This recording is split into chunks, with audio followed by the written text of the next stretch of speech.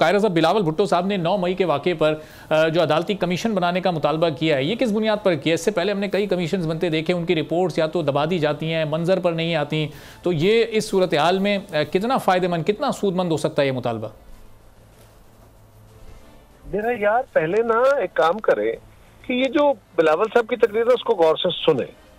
उन्होंने कोई मुतालबा नहीं किया, उन्होंने एक तजवीज़ दी है वज़ीर आज़म साहब को कि पीटीआई के दोस्तों के साथ बैठ के ये बैठें और ये एग्री करें इस बात से कि अगर कोई कमीशन बनता है तो हम उस कमीशन की रिपोर्ट को तस्लीम करेंगे, तो आप चीफ जस्टिस को लिखें और एक कमीशन बनवाएं। ये एक ठीक है सर। कायरा साहब, ये जो इस वक्त जो मौशी चैलेंजेस दरपेश हैं इस नई हुकूमत को, और आपकी हुकूमत, आपकी जमात इस वक्त हुकूमत का पार्ट भी बनने अमली तौर पर नहीं जा रही, कैबिनेट में आप लोग शामिल नहीं हैं, चूंकि शहबाज शरीफ साहब से, इसहाक डार साहब की पॉलिसियों से आपको पिछली पीडीएम की हुकूमत में बहुत इख्तिलाफ रहा है। तो अब आपको क्या तवक्कुआत हैं इससे, इस हुकूमत से? जरा पहले आप इस पर कमेंट कर दीजिएगा, फिर अब्बासी साहब से भी मैं इस पर उनकी राय लेता हूँ।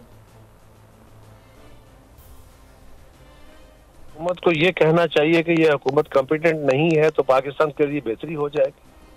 हमें इस हुकूमत के ऊपर तनकीद करना चाहिए कि ये हुकूमत नाअहल हो जाएगी, ये काम नहीं कर पाएगी, तो ये पाकिस्तान की सर्विस होगी।